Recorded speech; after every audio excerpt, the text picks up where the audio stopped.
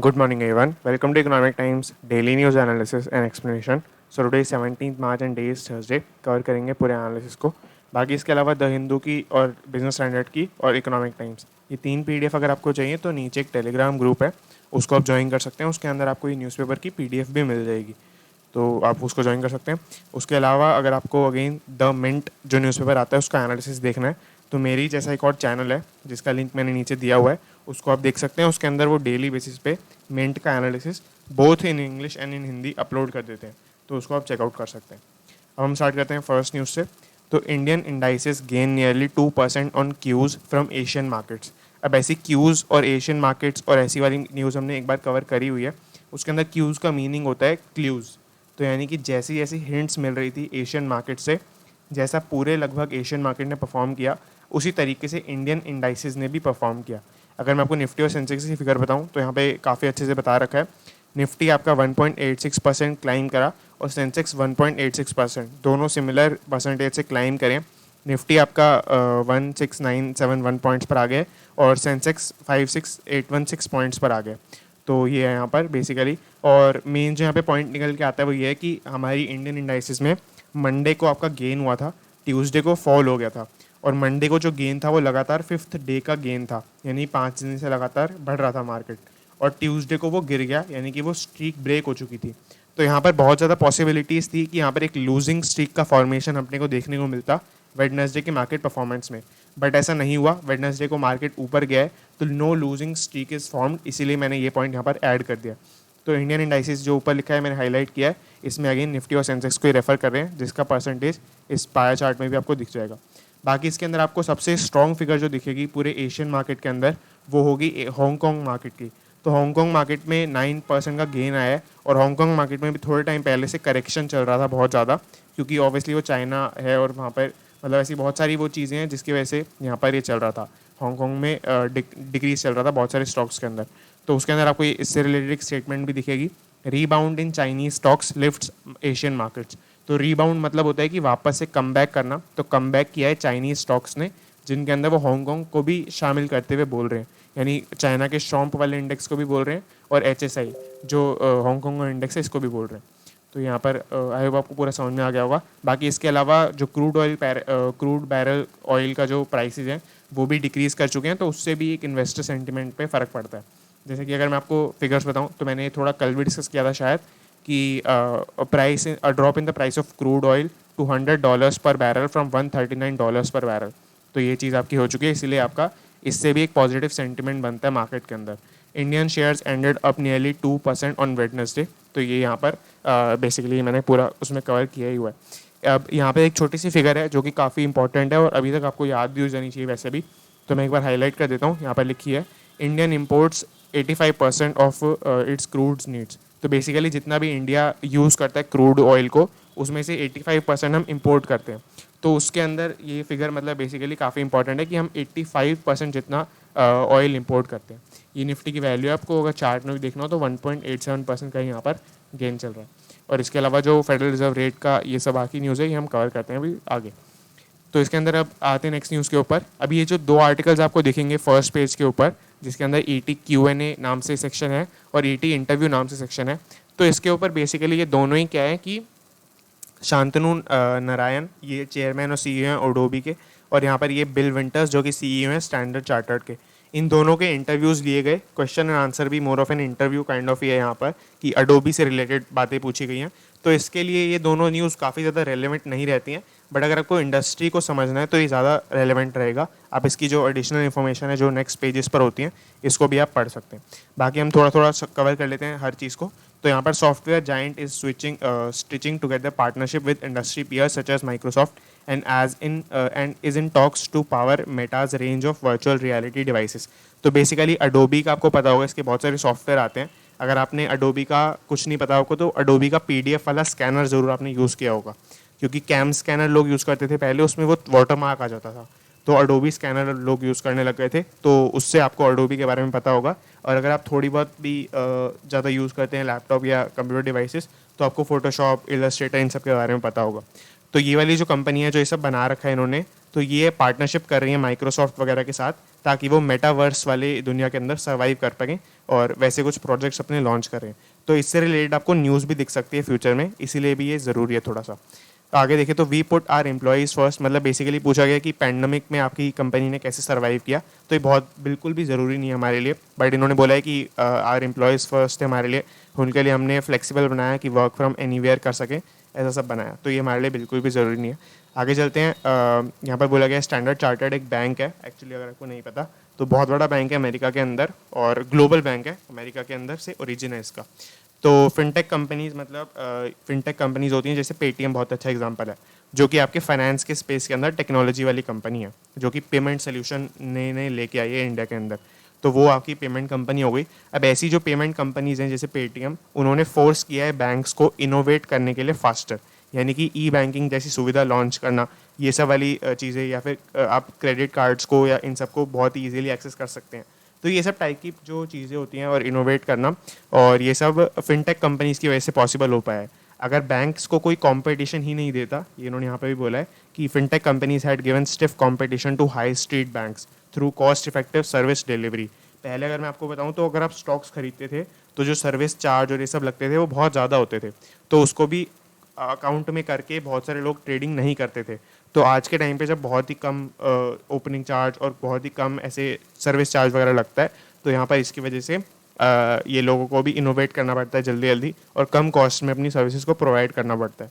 तो ये सब था। यहाँ पर इन्होंने एक स्टेटमेंट दिया है, this was a wake up call for banks. यहाँ तक इन्होंने इतना बोल दिया है, मैं आपको पेज 6 पे एक हाईलाइट दिखाता हूँ।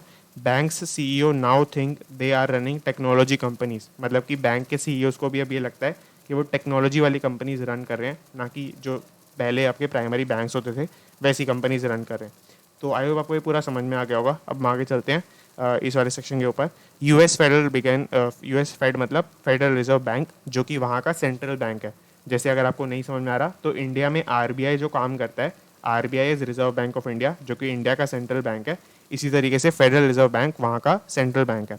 तो यहाँ पे देखें तो US federal reserve begins inflation fight with quarter point hike. तो क्वार्टर पॉइंट हाइक क्या है ये हम समझेंगे, मोर टू कम।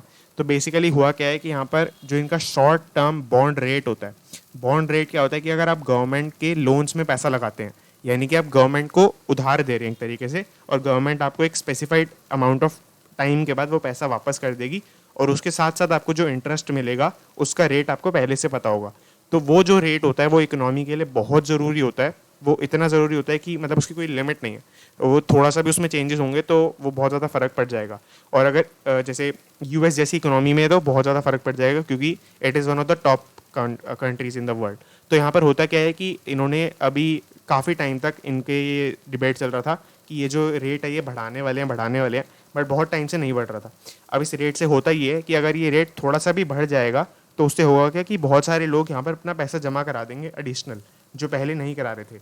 तो उससे होगा क्या कि जो मनी सप्लाई होगी, जो डॉलर्स होंगे एक तरीके से, वो यूएस के अंदर कम हो जाएंगे। यूएस की इकोनॉमी में पैसा ख़त्म हो जाएगा। तो उसकी वजह से क्या होगा कि यहाँ पर लोग कम खरीदी बेची कर सकेंगे, कम बिजनेस एक्टिविटीज़ होंगी। तो उसकी वजह से क्या होगा, मतलब उसका एक नेगेटिव इम्पैक्ट तो है ही, ऑब्वियसली बात है कि वहाँ पर सेल्स वगैरह कम होंगी, बट उससे वो चीज़ इंसेंटिवाइज हो जाती है, क्योंकि शॉर्ट टर्म की बात होती है। तो इससे होगा क्या दरअसल कि इन्फ्लेशन फाइट कर सकते हैं। इन्फ्लेशन मतलब क्या होता है कि लोगों के पास बहुत ज़्यादा पैसे हैं और वो एक्सपेंडिचर कर रहे हैं, तो मनी सप्लाई बहुत ज़्यादा बढ़ जाती है, तब इन्फ्लेशन होती है। तो यहाँ पर अगर हम मनी सप्लाई थोड़ी सी कम कर पाएँ तो वो उसके लिए काफ़ी एक अच्छा मेजर होता है कि इस रेट को हम थोड़ा सा बढ़ा दें। तो यही किया है यूएस की गवर्नमेंट ने, और बहुत टाइम से इसी रीज़न की वजह से यहाँ पर ये डिबेट चल रहा था। अगर मैं आपको थोड़ा सा कॉन्टेक्स्ट दूँ कि कितना इन्फ्लेशन चल रहा है वहाँ पर, तो हो सकता है इसके अंदर मेंशन ना हो, बट मैं आपको वैसे हाँ यहाँ पर मेंशन है कि the Federal Reserve bank launched a high risk effort Wednesday to tame the worst inflation since 1970s। तो 1977 वाज द ईयर जिसके अंदर यूएस की इन्फ्लेशन, मैं यहाँ पे लिख देता हूँ, 1977 वाज द ईयर जिसके अंदर यूएस की इन्फ्लेशन सबसे ज़्यादा चल रही थी। तो उससे भी ज़्यादा हो चुकी है अब, मतलब उससे वर्स्ट हो चुकी है आज के टाइम पर। तो उसकी वजह से क्या हुआ कि यहाँ पर इनको ये स्टेप लेना पड़ा। अब यहाँ पे क्वार्टर पॉइंट हाइक का मीनिंग क्या है, क्वार्टर पॉइंट होता है 0.25, तो 0.25% का इन्होंने इंक्रीज इसके अंदर दिखाया है, और अब जो वैल्यू चली गई है वो 1.875% पर चली गई है। तो आप समझ सकते हैं कि ये अभी भी कितना कम है। आज के टाइम पे इन्फ्लेशन ही यूएस के अंदर तो 2.8% 4% के आसपास चल रहा है। मतलब मैं ये क्यों बोल रहा हूँ, क्योंकि यहाँ पर ये ऐसे लिखा हुआ है पूरी फिगर्स, इसी को ही मैं दोनों फिगर कोट कर रहा हूँ। तो इसकी वजह से अगर आप एक तरीके से आप देखें तो आप 4% इन्फ्लेशन में अगर आप 1.8% पे गवर्नमेंट को पैसा देते हैं तो यहाँ पर आपको पैसा खत्म हो रहा है एक तरीके से आपका 2% पैसा आपका लगभग रिड्यूस हो रहा है ईयर ऑन ईयर या जो भी मंथ ऑन मंथ वगैरह। तो बेसिकली ये काफ़ी एक डिज़ास्टर सिचुएशन है कि लोगों को इसमें पैसा देना पड़ रहा है। और लोग इसमें पैसा क्यों दे रहे हैं, क्योंकि हो सकता है कि और भी कहीं पे भी वो पैसा देंगे तो वहाँ पर उनका पैसा और ख़त्म ही हो जाएगा, ऐसा उनको लगता है। तो बेसिकली इस वजह से लोग यहाँ पर पैसा इसमें जमा कराते हैं। The Federal reserve quarter point hike in its की रेट, तो ये मैंने आपको बता दिया। की रेट का मतलब ये होता है कि सबसे ज़्यादा जो इंपॉर्टेंट रेट होता है इकोनॉमी का। अब ये क्यों इंपॉर्टेंट होता है ये मैंने पूरी आपको साइकिल से समझा दिया था यहाँ पर।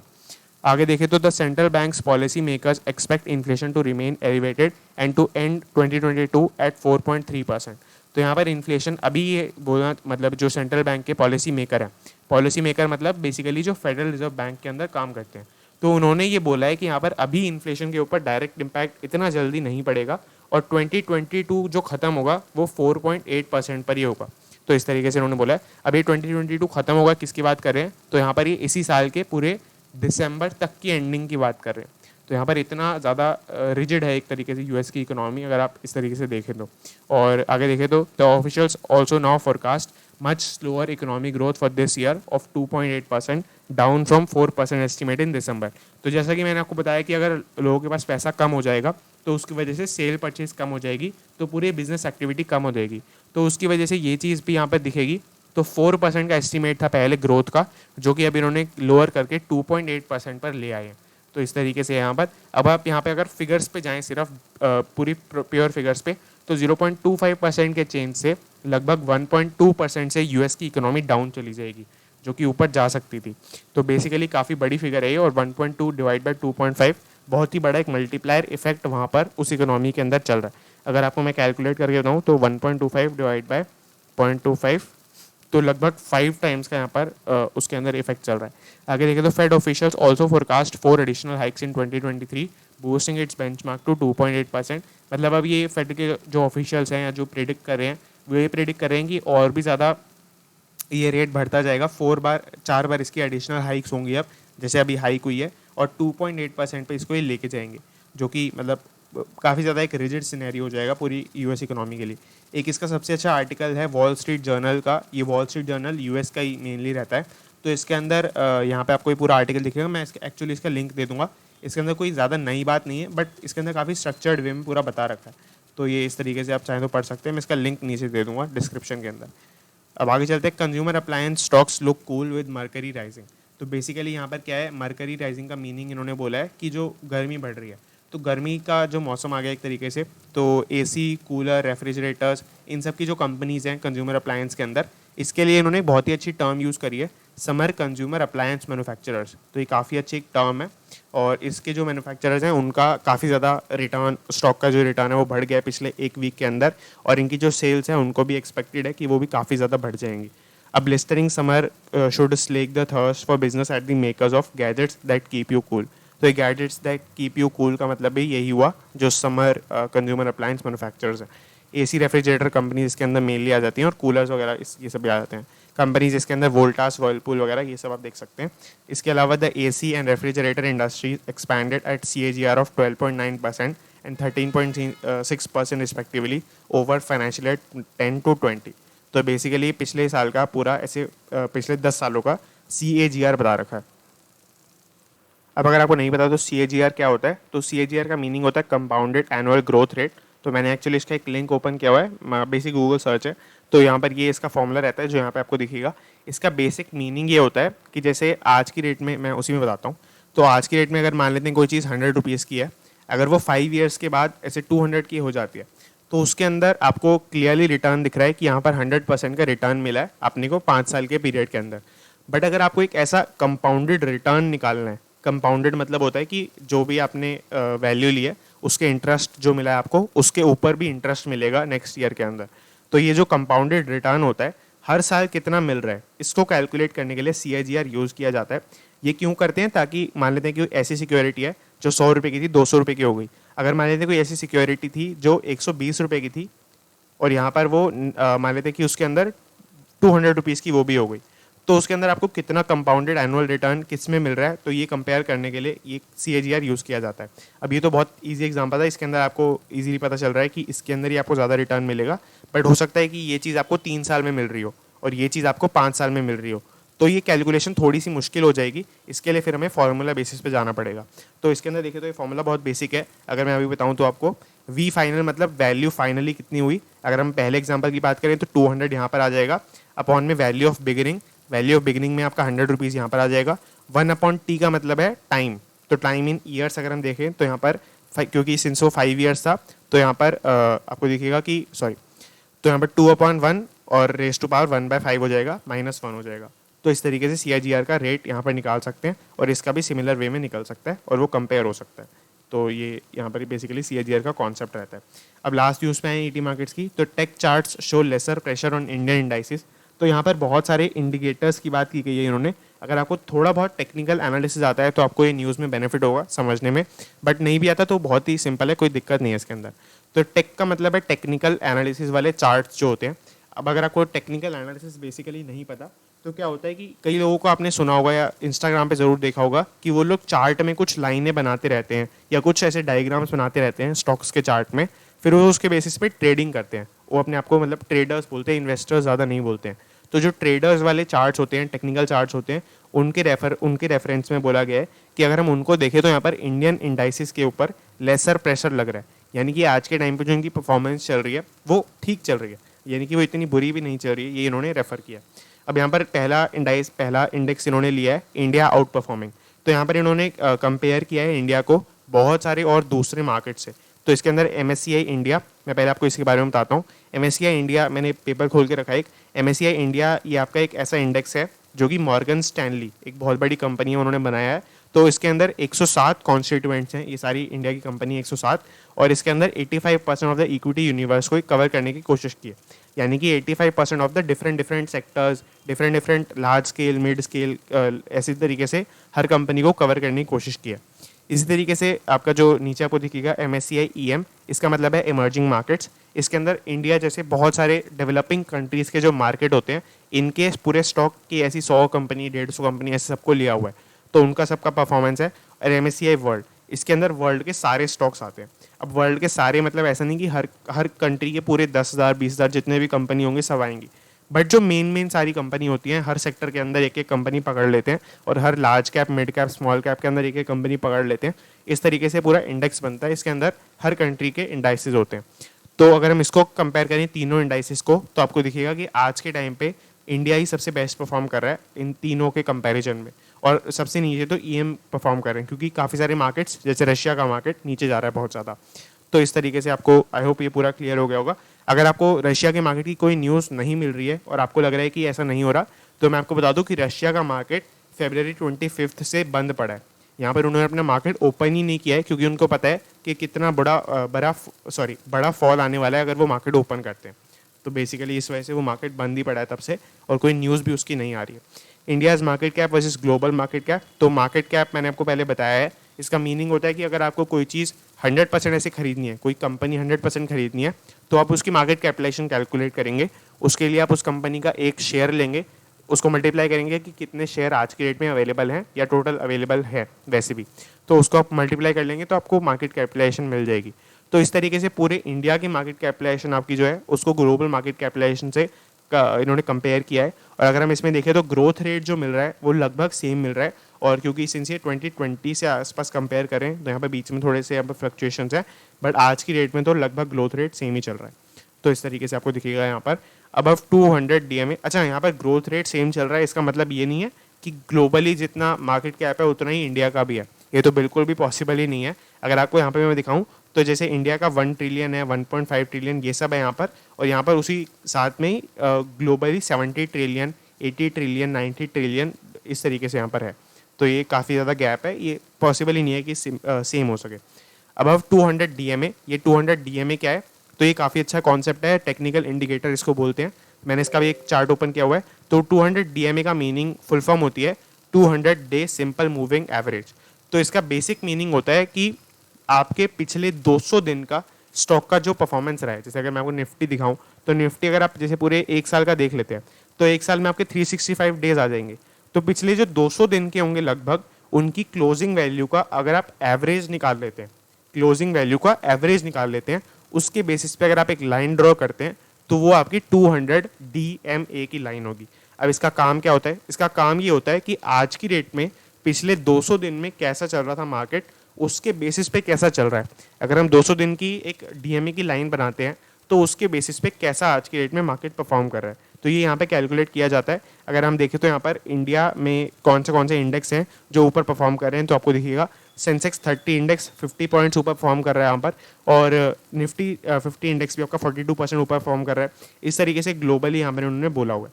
तो ये आपको आई होप पूरा समझ में आ गया होगा। बाकी ये जो है ये आपके विक्स से रिलेटेड है, इसको हम कभी बाद में समझेंगे, थोड़ा सा मुश्किल है और थोड़ा सा यहाँ पर मेरे लिए समझाना मुश्किल है बेसिकली।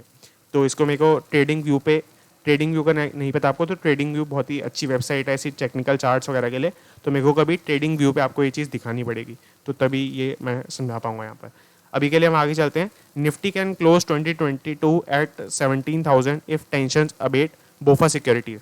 तो बेसिकली यहाँ पर बोला गया है कि निफ्टी 2022 के एंड में, ये इसका मतलब है मार्च 2022 के एंड को रेफर कर रहे हैं यहाँ पर। मार्च 2022 मतलब फिस्कल ईयर को रेफर कर रहे हैं। अगर जो फिस्कल ईयर खत्म होगा उस टाइम पर 17,000 का आपका मार्केट हो सकता है, ऐसा ये बोल रहे हैं।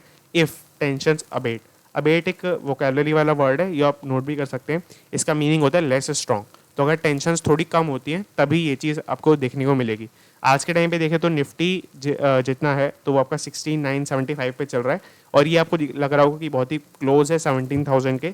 बट यहाँ पर हर चीज़ को इंक्लूड करते हुए इन्होंने बोला हुआ है कि मार्केट नीचे भी जा सकता है, तो उस एक्सपेक्टेशन के रूप में इन्होंने लेके बोला हुआ है। The Nifty could end the year 2022 at 17,000। The BofA Securities, basically BofA Securities क्या है? ये एक बहुत ही बड़ी ऐसी ब्रोकरेज सर्विसेज वाली कंपनी है, या फिर आप कह सकते हैं बैंकिंग सर्विसेज वाली, फाइनेंशियल सर्विसेज वाली ब्रांच है। जो बोफा बैंक है, बैंक ऑफ अमेरिका इसका पूरी फुल फॉर्म है, तो बोफा बैंक है पूरा, इसकी एक पूरी यूनिट है बोफा सिक्योरिटीज़ नाम से। ये फाइनेंशियल सिक्योरिटीज़ के अंदर ही काम करती है। तो बोफा सिक्योरिटीज़ मेन कंपनी नहीं है, मेन कंपनी बोफा कंपनी है, यानी कि बैंक ऑफ अमेरिका, और उसकी एक और छोटी सी कंपनी आप मान सकते हैं, सब्सिडरी मान सकते हैं, वो सिक्योरिटीज़ बोफा सिक्योरिटीज़ है। तो उन्होंने ये स्टेटमेंट पूरी दी है यहाँ पर, जो 17,000 वगैरह वाली, और लिमिटेड गेन्स और बेंचमार्क इंडाइसिस सीन। तो सीधी सी बात है कि आज के टाइम पे जब 16,975 पे चल ही रहा है ऑलरेडी, तो अगर इनकी एक्सपेक्टेशन मीट भी हो जाती है, 17,000 का लेवल क्रॉस भी हो जाता है, तो भी बहुत ही कम आपको लिमिटेड गेन्स देखने को मिलेंगे। तो आई होप आपको ये पूरा क्लियर हो गया होगा। अगर हम अभी देखें तो अभी से 2% अपसाइड का ये डिमांड करते हैं, यानी कि अभी से जितना अभी मार्केट आजकल चल रहा है उससे 2% ऊपर आपका लगभग जाएगा। तो इस तरीके से रेफर करते हैं। अभी हम आगे चलते हैं नेक्स्ट न्यूज़ के ऊपर। इकोनॉमी का मेन आज न्यूज़ रह गई है एक दो, तो हम उसको कवर कर लेते हैं।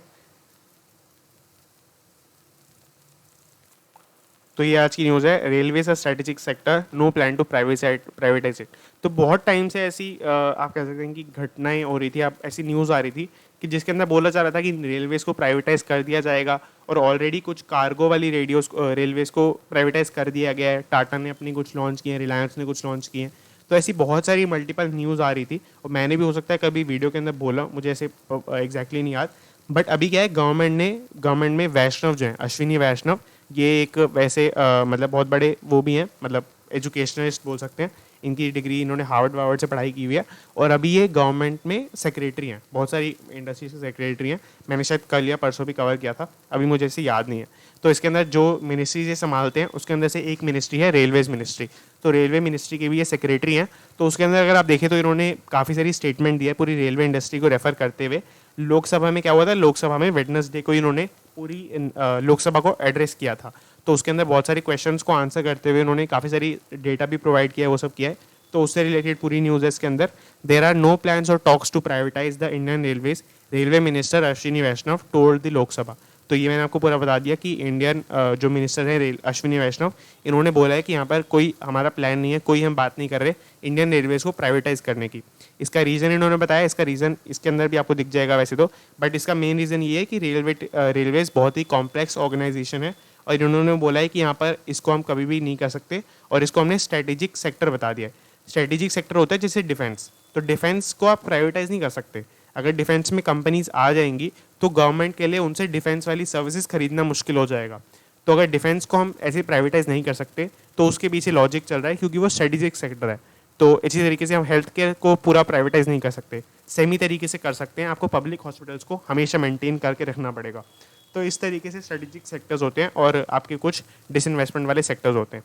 अब आगे चले तो यहाँ पर today the railways ferries about 800 crore passengers in a year, यानी कि वो 800 करोड़ पैसेंजर्स को ट्रैवल करते हैं, मतलब उसके अंदर एक साल के अंदर। And 1400 million tons of cargo in it, 1400 million turns का जो कार्गो वाली ट्रेन होती है वो कवर करती है। The budget this year has estimated a revenue of about 2 lakh crore rupees and capital investment of about 2.5 lakh crore rupees. तो बेसिकली इनका कोई कंक्लूजन इन्होंने नहीं दिया स्टेटमेंट में, बट यहाँ पर काफ़ी सारा इन्होंने डेटा बताया कि यहाँ पर इतने इतने पैसेंजर्स ट्रैवल करते हैं, इतना इतना कार्गो यहाँ पर ट्रांसफ़र होता है। और अगर हम ट्रांसपोर्ट जो कार्गो होता है उसकी बात करें तो यहाँ पर उन्होंने एक कंपैरिजन ड्रॉ किया है इक्विवेलेंट टू यूएस, मतलब यूएस में भी इतना ही होता होगा लगभग। And budget targets 2.2 lakh crore rupees का revenue and 2.5 lakh crore rupees की कैपिटल इन्वेस्टमेंट। तो आई होप आपको ये पूरा समझ में आ गया होगा। New tracks doubling tripling multi tracking target fixed at 3000 kilometre for 2022 to 2023। तो ये इस साल का टारगेट है आपके रेलवेज का। इसके अलावा एक बहुत ही अच्छी न्यूज़ है कि हायरिंग प्रोसेस ऑनगोइंग फॉर 14, मतलब बहुत ज़्यादा ये 1,44,000 वैकेंसीज़ के लिए वो ऑलरेडी हायरिंग प्रोसेस चालू कर रखी है इन्होंने। मतलब बेसिकली रेलवेज आज के टाइम पे प्राइवेटाइज नहीं है और उनको होने की ज़रूरत भी नहीं है, वो आज के टाइम पे अपनी फुल कैपेसिटी पर रन कर रहे हैं। ऐसा इन्होंने पूरा ड्रॉ करने की कोशिश की है। Minister rules out the special hiring drives to fill SC/ST vacancies, तो ये इन्होंने बोला, ये ज़्यादा रेलिवेंट भी नहीं है। Approves preparation of detail project reports for the new dedicated 3 freight corridors on 3 routes. तो बेसिकली क्या है कि 3 नए रूट्स पे जो आपकी फ्राइट कॉरिडोर्स चलेंगे, यानी नई नई जो कार्गो वाली ट्रेन है वो चलेंगी, तो उसके लिए उन्होंने डिटेल प्रोजेक्ट रिपोर्ट्स भी यहाँ पे वो किए, अप्रूव किए हैं, जो ये अभी लोकसभा में एड्रेस हुआ है पूरा। तो आई होप आपको पूरा समझ में आ गया होगा। अगर आपको इसमें कोई भी डाउट है तो आप कमेंट कर सकते हैं, क्योंकि थोड़ी सी ये कॉम्प्लेक्स न्यूज़ थी और इसके अंदर कोई कंक्लूजन नहीं निकल रहा है, इसके अंदर कोई बात नहीं थी, बट ये कुछ डेटा है सिर्फ यहाँ पर। और एक छोटी सी बात थी कि प्राइवेटाइज नहीं करेंगे, बट ये चीज़ है यहाँ पर। आगे देखें तो गडकरी की ये न्यूज़ है, मतलब गडकरी ने भी कल अगेन लोकसभा में एड्रेस करते हुए पूरी ये स्टेटमेंट दी है। इसके अंदर बोला है India aims to become energy exporter. तो यहाँ पर ये हाइड्रोजन वाली इसको न्यूज़ को एक्सटेंड करते हुए एक न्यूज़ है। अगर आपको नहीं पता तो ग्रीन हाइड्रोजन मिशन इंडिया ने लॉन्च कर दिया है, जो उनका मेन गोल है कि अपने इंडिया को जो टेम्परेचर आज की डेट में बढ़ रहा है, ग्लोबल वार्मिंग बढ़ रही है, तो उसको कम करने के लिए सबसे अच्छा फ्यूल है आज की डेट में हाइड्रोजन। उसके अंदर भी ग्रीन हाइड्रोजन जो इसका वेरिएंट है, इसको यूज़ करने में बहुत कम आपकी पोल्यूशन होता है और बहुत ही कम इसका एक्सट्रैक्शन में और इन सब में भी यूज़ होता है। तो इसकी वजह से हम इसके ऊपर मूव करेंगे इवेंचुअली, और पूरा वर्ल्ड ही हाइड्रोजन के ऊपर ही एज अ फ्यूल मूव कर जाएगा फ्यूचर के अंदर, ऐसा बोला जाता है। इसके अंदर बोला गया है कि current cost of green hydrogen is $3 to $7 पर kg। बट अगर हम बात करें कि गोल है हमारा क्या है, तो गोल है हमारा कि हम इसको $1 पर लेके आएंगे। यानी कि आज की रेट में 1 किलो ग्रीन हाइड्रोजन की कॉस्ट पड़ेगी $3 से लेकर $7, जो कि हमारा मेन एम है कि हम इसको $1 पर लेके आएँ। और अगर इन्होंने एफिशिएंसी की बात की है कि अगर हम मेनली नॉर्मली एफिशिएंसी से बात करें, या अगर आपने माइलेज एक वर्ड सुनाओ तो ये कितनी माइलेज देता है, तो 1 किलो हाइड्रोजन की वजह से या 1 किलो ग्रीन हाइड्रोजन की वजह से 153 किलोमीटर एक एवरेज व्हीकल ट्रैवल कर सकता है। तो बेसिकली अगर आप इसको माने कि अगर 100 रुपीज़ भी कॉस्ट होती है तो भी लेस देन 1 रुपीज़ आपका पर किलोमीटर लग रहा है, जो कि काफ़ी एक पॉजिटिव फिगर है। तो ये यहाँ पर इन्होंने मेंशन किया है पूरा। आई होप आपको समझ में आ गया होगा। इसके अलावा अगर आपको पूरा पढ़ना है तो इसके अंदर बस एक ही इंपॉर्टेंट बात है, the import bill of the country is around 8 lakh crore rupees, यानी कि जितना हम क्रूड ऑयल वगैरह इंपोर्ट करते हैं सब कुछ, तो इसके अंदर 8 लाख करोड़ रुपीज़ हमें लगता है। तो अगर हम ये कहीं नहीं चेंज कर पाए तो इसकी वजह से इफेक्ट पड़ेगा इकोनॉमी के ऊपर, तो ये इन्होंने मेंशन किया है। तो बेसिकली ये इंडिया के अंदर ये प्रोडक्शन इसका बढ़ाना चाहते हैं और एनर्जी एक्सपोर्टर की तरह देखते हैं इंडिया को फ्यूचर में हाइड्रोजन का। तो आई होप आपको ये पूरा समझ में आ गया होगा। अगर आपको कोई भी डाउट है तो आप कमेंट कर सकते हैं। आज मैंने कोशिश की है कि मैं थोड़ा फास्ट भी बोलूँ और जल्दी समझा पाऊँ, ताकि ये वीडियो की लेंथ थोड़ी कम हो सके। थोड़ा मुझे पता है कि वीडियो की लेंथ काफ़ी दिनों से ज़्यादा चल रही थी और अभी मैंने कोशिश की कि थोड़ी कम हो सके। अगर आपको थोड़ा ठीक लगता है या फिर कुछ भी आपको बताना होता है वैसे भी, तो आप मुझे कमेंट में बता सकते हैं। और बाकी that's it and thanks for watching.